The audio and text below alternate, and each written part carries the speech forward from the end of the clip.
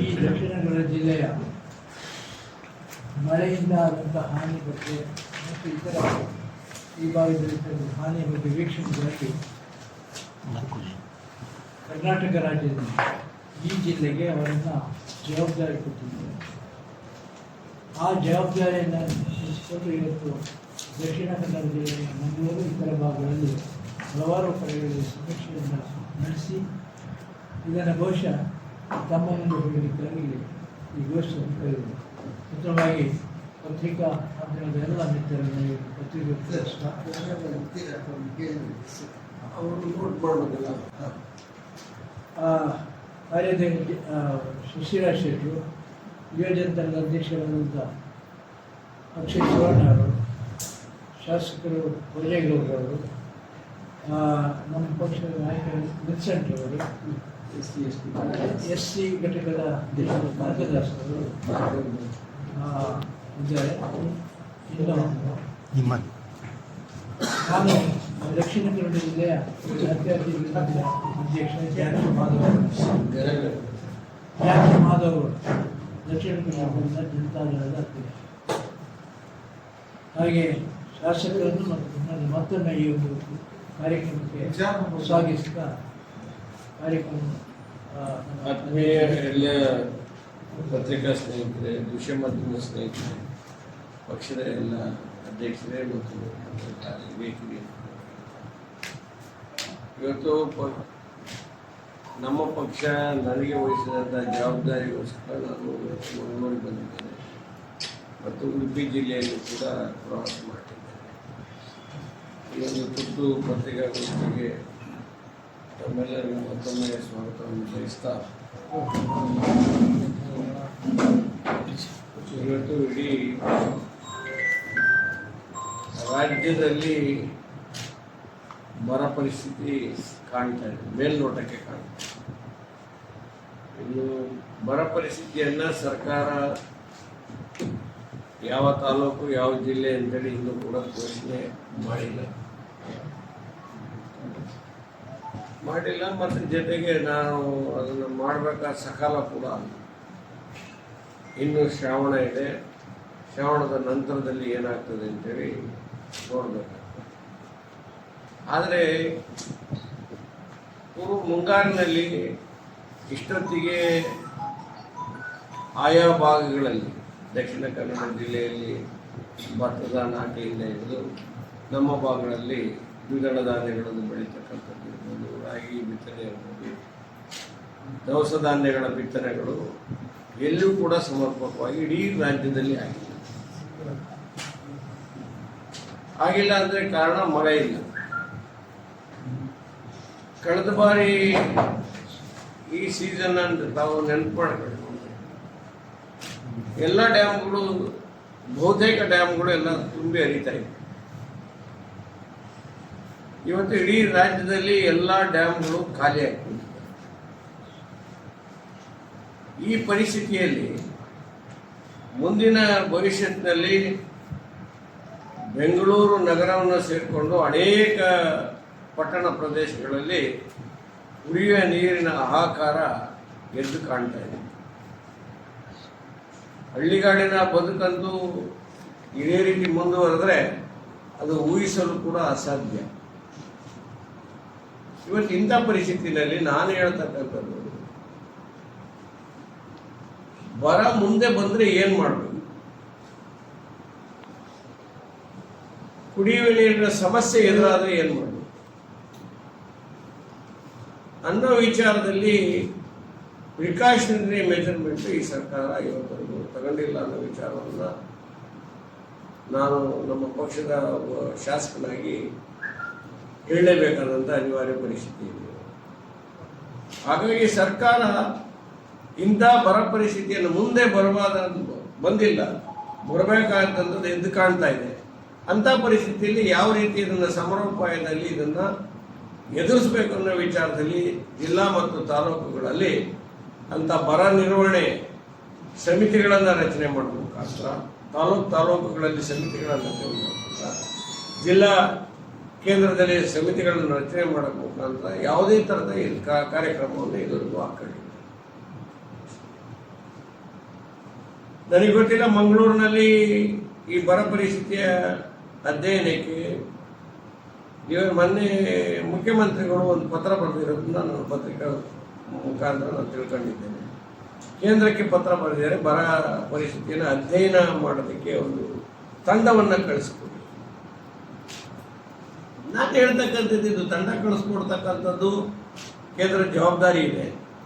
ಈ ಪತ್ರ ಬರೆದಿರೋದು ಕೂಡ ನಾನು ಸ್ವಾಗತ ಮಾಡ್ತೀನಿ. ಜೊತೆಯಲ್ಲಿ ಕೇಂದ್ರದಿಂದ ಬರ ಪರಿಸ್ಥಿತಿ ಅಧ್ಯಯನಕ್ಕೆ ಸಮಿತಿ ಬರೋವರೆಗೆ ನಮ್ಮ ರಾಜ್ಯದಲ್ಲಿ ಏನು ಮಾಡ್ತಾ ಇದ್ದಾರೆ, ನಮ್ಮ ರಾಜ್ಯದ ಸಂಬಂಧಪಟ್ಟಂತ ಜಿಲ್ಲಾಧಿಕಾರಿಗಳು ಏನು ಮಾಡ್ತಾ ಇದ್ದಾರೆ, ನಮ್ಮ ರಾಜ್ಯದಲ್ಲಿ ಇರ್ತಕ್ಕಂಥ ಅಧ್ಯಯನ ಸಮಿತಿಯನ್ನ, ಬರ ಅಧ್ಯಯನ ಸಮಿತಿಯನ್ನ ನೀವು ರಚನೆ ಮಾಡಿದ್ದೀರಾ. ಈ ಕೇಂದ್ರ ಬಂದು ಬರ ಪರಿಸ್ಥಿತಿ ಅಧ್ಯಯನ ಮಾಡಿ ನಿಮಗೆ ರಿಪೋರ್ಟ್ ಕೊಟ್ಟರೆ ಆ ರಿಪೋರ್ಟ್ನಲ್ಲಿ ನೀವು ಒಪ್ಕೊಂತೀರಾ? ನಿಮ್ದು ಬರ ಅಧ್ಯಯನ ಒಂದು ಸಮಿತಿ ಕೊಟ್ಟಂತ ರಿಪೋರ್ಟು ಮತ್ತು ಅವರು ಹೇಳಿರ್ತಕ್ಕಂಥ ರಿಪೋರ್ಟ್ ಎರಡೂ ಸರಿ ಇದೆ ಅಂತ ತುಲನೆ ಮಾಡಿ ನಂತರದಲ್ಲಿ. ಆದರೆ ಈಗ ನಮ್ಮ ರಾಜ್ಯದಿಂದ ಒಂದು ಬರ ಪರಿಸ್ಥಿತಿ ಅಧ್ಯಯನ ಸಮಿತಿಯನ್ನ ರಚನೆ ಮಾಡಿ ಕಳಿಸಿ ಈ ಬರ ಅಧ್ಯಯನವನ್ನು ತಗೊಂಡು ಏನೇನು ಯಾವ್ಯಾವ ರೀತಿಯಲ್ಲಿ ಏನೇನು ಆಗಿದೆ ಅನ್ನೋ ವಿಚಾರವನ್ನ ಕೇಂದ್ರಕ್ಕೆ ನೀವು ತಿಳಿಸಿದ ತಪ್ಪೇನಾಗ್ತದೆ? ವೆಲ್ಲಿಂಗ್ ಟೈಮ್ ನೀವು ತಿಳಿಸಿದ್ರೆ ಕೇಂದ್ರ ಕೂಡ ಅದಕ್ಕೆ ಜಾಗರೂಕತೆಯಾಗಿ ಮುಂದಿನ ಕ್ರಮ ಮಾಡೋದಕ್ಕೆ ಸಾಧ್ಯ ಆಗ್ತದೆ. ಇವತ್ತು ಅದನ್ನ ಊಹಿಸಲು ಅಸಾಧ್ಯ. ಇವತ್ತು ಮಳೆ ಅಧ್ಯಯನವನ್ನು ನೋಡಿದರೆ ಯಾವುದೇ ಬೆಳೆಗಳು ಸಮಯೋಚಿತವಾಗಿ ಎಲ್ಲೂ ಕೂಡ ಬಿತ್ತನೆ ಆಗಿದೆ. ಅದು ದವಸ ಧಾನ್ಯಗಳಿರ್ಬೋದು, ಬೇರೆ ನಮ್ಮ ದ್ವಿದಳ ಧಾನ್ಯಗಳಿರ್ಬೋದು, ಬೇರೆ ತಿನ್ನುವ ಪದಾರ್ಥಗಳಿರ್ಬೋದು, ಯಾವುದು ಕೂಡ ಸಮರ್ಪಕವಾಗಿ ಇನ್ನೂ ಬಿತ್ತನೆ ಬೇಕಾಗಿದೆ. ಈಗಾಗಲೇ ನಾವು ಮೊನ್ನೆ ಕೂಡ ನಾವು ಯೋಚನೆ ಮಾಡ್ತಾ ಇದ್ವು, ನೀವು ಸರ್ಕಾರ ಕೂಡ ಅದನ್ನು ಕೇಂದ್ರ ಅದನ್ನು ಗೊಬ್ಬರನ ಕಳಿಸ್ಲಿಲ್ಲ, ಈ ಗೊಬ್ಬರ ಕಳಿಸ್ಲಿಲ್ಲ ಅಂತೇಳಿ ಮಾತಾಡ್ತಾ ಇತ್ತು. ಅದೇ ಗೊಬ್ಬರದ ಆಹಾರ ಕೂಡ ಇತ್ತು, ಯೂರಿಯಾ ಭಾಳ ಸ್ಕೇರ್ಸಿಟಿ ಇತ್ತು. ಇವಾಗ ಪರಿಸ್ಥಿತಿ ಏನಿದೆ ಗೊತ್ತಿಲ್ಲ, ಮಳೆನೇ ಬೀಳಿಲ್ಲ, ನಾನು ಯೂರಿಯಾ ಹಾಕೇಳಿ. ಈ ಒಂದು ಪರಿಸ್ಥಿತಿಯಲ್ಲಿ ದಕ್ಷಿಣ ಕನ್ನಡ, ಅವಿಭಾಜ್ಯ ದಕ್ಷಿಣ ಕನ್ನಡ ಜಿಲ್ಲೆಗಳು ಕೂಡ, ಉಡುಪಿ ಮತ್ತು ಮಂಗಳೂರು ಕೂಡ ಹೊರತಾಗಿಲ್ಲ. ಇಲ್ಲಿಯೂ ಕೂಡ ನೀರಿನ ಸಮಸ್ಯೆ ಎದುರಾಗ್ತಕ್ಕಂಥ ಎಲ್ಲ ಲಕ್ಷಣಗಳು ಎದ್ದು ಕಾಣ್ತಾ ಇದ್ದಾವೆ. ಹಾಗಾಗಿ ಜಿಲ್ಲಾಧಿಕಾರಿಗಳಿಗೆ ನಾವೊಂದು ಮನವಿಯನ್ನು ಕೊಟ್ಟು, ಇಲ್ಲಿ ಮೊನ್ನೆ ಮಳೆ ಬಂದಂಥ ಸಂದರ್ಭದಲ್ಲಿ ಒಂದು ತಡೆಗೋಡೆ ಉರುಳಿ ಸಾವಾಗಿರ್ತಕ್ಕಂಥ ವಿಚಾರ ಇರ್ಬೋದು. ಇವತ್ತು ನಮ್ಮ ಇದು ಕಡಲ್ಕೊರಟ ಉಳ್ಳಾಲದಲ್ಲಿ ಹೋಗಿದ್ದಂಥದ್ದನ್ನು ಕೂಡ ನಾವು ನೋಡಿದ್ದೇವೆ. ನಾನು ಕೇಳೋದಿಷ್ಟೇ, ಡೈವರ್ಷನ್ ಆಗೋದು ಬೇಡ, ಅದು ಬೇರೆ ವಿಷಯ, ಇದು ಬೇರೆ ವಿಷಯ. ಈಗ ಇನ್ನೊಂದು ವಿಚಾರ ಹೇಳಿ ನಾನು ಅಲ್ಲಿಗೆ ಬರ್ತೇನೆ. ಈಗ ನೋಡಿ, ನನ್ನೆ ಸುಳ್ಯ ತಾಲೂಕಿನಲ್ಲಿ ನಮ್ಮ ಅಧ್ಯಕ್ಷರಿಗೆ ಒಂದು ಪತ್ರ ಕೊಡ್ತಾರೆ. ಯಾರು ಅಲ್ಲಿಯ ಬೆಳೆಗಾರರು, ಕೃಷಿಕರು ಅಡಿಕೆ, ತೆಂಗು, ಕಾಳುಮೆಣಸು ಬೆಳೆಗೆ 76-27ನೇ ಸಾಲಿಗೆ ಮತ್ತು 37-26 ಕೊನೆಯ ದಿನ ಆಗಿರುತ್ತೆ ಇದು ಇನ್ಶೂರೆನ್ಸ್ಗೆ, ಮತ್ತು 25-26ನೇ ಸಾಲಿನ ಬೆಳೆಗೆ ಅನೇಕರಿಗೆ ವೈಜ್ಞಾನಿಕ ಸಮೀಕ್ಷೆ ನಡೆಸಿದೆ, ಇನ್ಶೂರೆನ್ಸ್ ಬಂದಿಲ್ಲ. ಇನ್ಶೂರೆನ್ಸ್ ವಿಚಾರದಲ್ಲಿ ಫಸಲ್ ಬಿಮಾ ಯೋಜನೆಯ ಪ್ರಧಾನಮಂತ್ರಿಗಳ ಬಹು ದೊಡ್ಡ ಮಹತ್ವಾಕಾಂಕ್ಷಿ ಯೋಜನೆ. ಫಸಲ್ ಬಿಮಾ ಯೋಜನೆ ತರ್ತಕ್ಕಂಥ ಸಂದರ್ಭದಲ್ಲಿ ಪ್ರಾರಂಭದಲ್ಲಿ ಅನೇಕ ನ್ಯೂನತೆಗಳಿದ್ದು ನಾನು ಹಲವಾರು ಬಾರಿ ಅದರ ಬಗ್ಗೆ ಚರ್ಚೆ ಮಾಡಿದ್ದೆ. ಆ ನ್ಯೂನತೆಗಳನ್ನು ಸರಿ ಮಾಡಿ ಅಂತೇಳಿ ಕೇಂದ್ರ ಸರ್ಕಾರಕ್ಕೆ ಹೇಳಿ. ಯಾಕೆ ಅಂತ ಹೇಳಿದ್ರೆ, ಫಸಲ್ ಬಿಮಾ ಯೋಜನೆ ಇನ್ಶೂರೆನ್ಸ್ ಮಾಡಿದ ತಕ್ಷಣ ನಾನು ಯಾರನ್ನೂ ಹೋಗಿ ಅಪ್ರೋಚ್ ಮಾಡಬೇಕು ಅನ್ನೋದೇ ಗೊತ್ತಿರಲಿಲ್ಲ, ಆ ಆಫೀಸ್ ಎಲ್ಲಿದೆ ಅಂತಲೇ ಗೊತ್ತಿರಲಿಲ್ಲ. ಆಮೇಲೆ ಇದು ಹವಾಮಾನ ಆಧಾರಿತ ಇನ್ಶೂರೆನ್ಸ್. ಈಗ ನೋಡಿ, ಅಲ್ಲೇನು ಹೇಳಿದ್ದಾರೆ, ನಮ್ಮ ಪ್ರತಿಯೊಂದು ಪಂಚಾಯಿತಿ ಕೇಂದ್ರದಲ್ಲಿ ಈ ಮಳೆ ಮೌಲ್ಯಮಾಪನ ಮಾಡ್ತದಲ್ಲ, ಇದನ್ನ ಹಾಕ್ಬೇಕು, ರೈನ್ ಗೇಜ್. ಯಾವುದೋ ಕಾಲದಲ್ಲಿ ಹಾಕಿರ್ತಕ್ಕಂಥದ್ದು. ಪ್ರಧಾನಮಂತ್ರಿ ಫಸಲ್ ಬಿಮಾ ಯೋಜನೆ ಬಂದು ಎಷ್ಟು ಸಮಯ ಆಯಿತು? ಅದನ್ನು ಮಾನಿಟರ್ ಮಾಡಿದವ್ರು ಯಾರು? ಈಗ ಪರಿಸ್ಥಿತಿ ಏನಿದೆ, ಒಂದು ಪಂಚಾಯತಿನಲ್ಲಿ ಕಡಿಮೆ ಅಂದರೆ 7-8 ಹಳ್ಳಿಗಳು 5-6 ಹಳ್ಳಿಗಳಿರ್ತವೆ. ಇವತ್ತು ಯಾವ ಪರಿಸ್ಥಿತಿ ಇದೆ ಮಳೆಗಾಲ ಅಂತಂದರೆ, ಒಂದು ಹಳ್ಳಿಗೆ ಮಳೆ ಬಂದರೆ ಪಕ್ಕದಲ್ಲಿ ಈಗ ಮಳೆ ಇರಲ್ಲ. ಓನ್ಲಿ ಬಿಕಾಸ್ ಆಫ್ ಒಂದು ಪಂಚಾಯಿತಿ ಹೆಡ್ ಕ್ವಾರ್ಟರ್ಲಿ ಇರ್ತಕ್ಕಂಥ ಮಳೆ ಮೌಲ್ಯಮಾಪನ ಇಟ್ಕೊಂಡು ಸುತ್ತಲೇ ಇರ್ತಕ್ಕಂಥ ಹಳ್ಳಿಯಲ್ಲಿ ಇರ್ತಕ್ಕಂಥ ವಾತಾವರಣವನ್ನು ನಾವು ಅಳೆಯೋಕ್ಕಾಗಲ್ಲ. ಇವತ್ತು ರೈನ್ ಗೇಜ್ಗಳು ಎಲ್ಲ ಜಾಗಗಳಲ್ಲೂ ರೈನ್ ಗೇಜ್ ಹಾಕ್ಬೇಕಾಗ್ತದೆ. ಇವತ್ತು ಈ ಊರಿನಲ್ಲಿ ಮಳೆ ಆಗಲಿಲ್ಲ, ಪಕ್ಕದೂರಿನಲ್ಲಿ ಮಳೆ ಆಗಿದೆ ಅನ್ನೋದು ಒಂದು ಆಧಾರ ಇಟ್ಕೊಂಡು ಎಲ್ಲಿ ಮಳೆ ಆಗಲಿಲ್ಲ ಅವರಿಗೆ ಇನ್ಶೂರೆನ್ಸ್ನ ನೀವು ಏನು ಕಡಿತ ಮಾಡೋದಿದೆಯಲ್ಲ, ಅದು ಅವೈಜ್ಞಾನಿಕ ಆಗ್ತದೆ. ಹಾಗಾಗಿ rain gauge system should be proper and ಅದು ಎಲ್ಲ ಜಾಗಗಳಲ್ಲೂ ಇರಬೇಕಾಗ್ತದೆ. ಅದನ್ನು ಯಾರು ಮಾಡಬೇಕು? ಆಯಾ ಜಿಲ್ಲಾಡಳಿತಗಳು ಮಾಡಬೇಕು. ಮತ್ತು ಅವರಿಗೆ ರೈತರಿಗೆ ನೀವು ಇದ್ರ ಬಗ್ಗೆ ಭರವಸೆ ಮೂಡಿಸ್ಬೇಕು. ಭರವಸೆ ಮೂಡಿಸಿದಾಗ ಮಾತ್ರ ಅವರು ಇಂಥ ಒಂದು ಇನ್ಶೂರೆನ್ಸ್ ಮಾಡೋದಕ್ಕೆ ಸಾಧ್ಯ ಆಗ್ತದೆ. ಇಲ್ಲಿ ಮುಂಚೆ ಏನು ಬೇರೆ ಬೇರೆ ನ್ಯಾಷನಲ್ ಇನ್ಶೂರೆನ್ಸ್, ಇಂಗ್ಲೆಂಡು, ಬೇರೆ ಬೇರೆ ಇನ್ಶೂರೆನ್ಸ್ಗಳು ಭಾಳ ಜನ ಇದ್ದರು. ಈಗ ಅವರೆಲ್ಲ ಮರೆಯಾಗಿದ್ದಾರೆ. ಅವ್ರು ಮರೆಯಾಗಿರ್ತಕ್ಕಂಥ ಸಂದರ್ಭದಲ್ಲಿ ರೈತರಿಗೆ ನೀವು ಇಂಥ ಇನ್ಶೂರೆನ್ಸ್ ಮಾಡಿಸಿ, ನಮಗೆ ದುಡ್ಡು ಬರಲಿಲ್ಲ ಅಂತೇಳಿ ಅವ್ರು ಇವತ್ತು ಅರ್ಜಿ ಕೊಡ್ತಕ್ಕಂಥ ಪರಿಸ್ಥಿತಿ ಪ್ರೀಮಿಯಂ. ಇಲ್ಲಿ ಸಹಕಾರ ಬ್ಯಾಂಕ್ಗಳಲ್ಲಿ ಸಾಲ ತಗೊಂಡಿರ್ತಾರೆ, ನ್ಯಾಷನಲ್ ಬ್ಯಾಂಕ್ಸಲ್ಲಿ ಸಾಲ ತಗೊಂಡಿರ್ತಾರೆ. ಇದು 100% ಇಟ್ ಇಸ್ ಟ್ರೂ. ಅವರಿಗೆ ಮಳೆ ಆಗಲಿಲ್ಲ, ಹವಾಮಾನ ಆಧಾರಿತ ಮಳೆ ಆಗಿಲ್ಲ. ಅವರೆಲ್ಲರೂ ಕಾಳು ಮೆಣಸಿಂದ ಹಿಡಿದು, ಅಡಿಕೆಯಿಂದ ಹಿಡಿದು, ತೆಂಗಿಂದ ಹಿಡಿದು ಬೇರೆ ಬೇರೆ ಆಯಾ ಪ್ರಾದೇಶಿಕ ಬೆಳೆಗಳಿಗೆ ಏನೇನು ನಷ್ಟ ಆಗಿದೆ ಆ ನಷ್ಟನ ವಿಮೆ ಮುಖಾಂತರ, ಇನ್ಶೂರೆನ್ಸ್ ಮುಖಾಂತರ ತುಂಬಬೇಕಲ್ಲ. ಹಾಗಾಗಿ ಅದನ್ನು ಕೂಡ ಜಿಲ್ಲಾಧಿಕಾರಿಗಳ ಗಮನಕ್ಕೆ ಈ ಸಂದರ್ಭದಲ್ಲಿ ತರಕ್ಕೆ ನಾವು ಇವತ್ತು ನಮ್ಮ ಪಕ್ಷದ ನಿಯೋಗ ನೋಡ್ತಾ ಇದ್ದೀವಿ. ಹಾಗಾಗಿ ಕೂಡಲೇ ನಾನು ಸರ್ಕಾರಕ್ಕೆ ಹೇಳ್ತಾ ಇದ್ದೀನಿ, ಈಗಲೂ ಕೂಡ ಕಾಲ ಮಿಂಚಿಲ್ಲ. ನಿಮ್ಮ ಪೋರ್ಟ್ಫೋಲಿಯೋಗಳನ್ನು, ಭಾಳಷ್ಟು ಪೋರ್ಟ್ಫೋಲಿಯೋಗಳು ಮಾನ್ಯ ಮುಖ್ಯಮಂತ್ರಿಗಳ ವಶದಲ್ಲೇ ಇದ್ದ.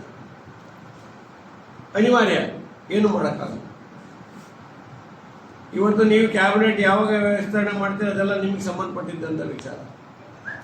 ಆದರೆ ಅದನ್ನು ಉಸ್ತುವಾರಿ ಮಾಡೋದಕ್ಕೆ, ಉಸ್ತುವಾರಿಯ ಒಂದೊಂದು ಪ್ರತಿಯೊಂದು ಜಿಲ್ಲೆಗೂ ಕೂಡ ಉಸ್ತುವಾರಿ ಸಚಿವರು ಇದ್ದಾಗೆ ಪ್ರಿನ್ಸಿಪಲ್ ಸೆಕ್ರೆಟರಿಗಳಿದ್ದಾರೆ.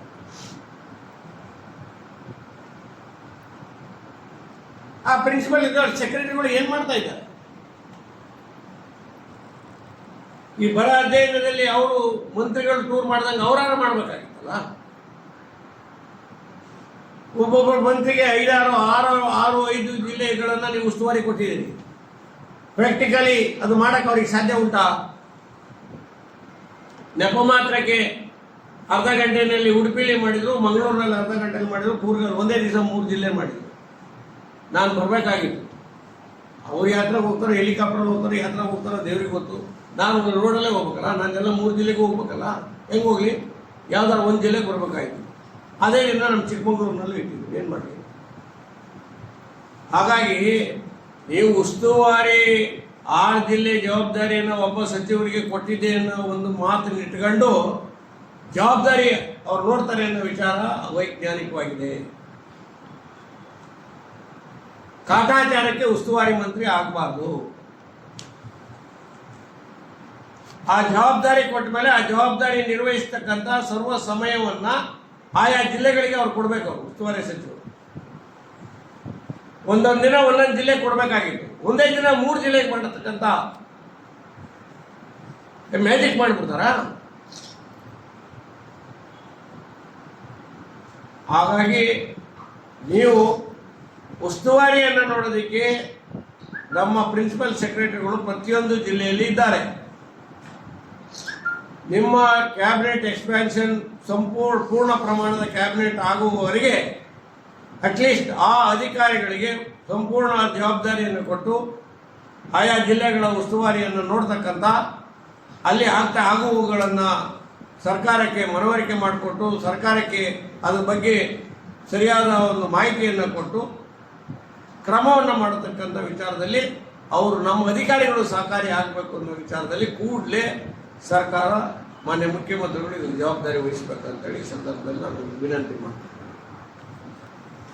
ಇನ್ನೊಂದು ವಿಚಾರ ಸಚಿವರೇ, ಅಲ್ಲಿ ಕಡಲ್ ಕೊರೆತವನ್ನು ಹೇಗೆ ನಿಭಾಯಿಸಿದ್ರು?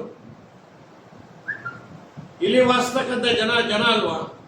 ಅವರ ಜೀವಕ್ಕೆ ಬೆಲೆ ಇಲ್ವಾ?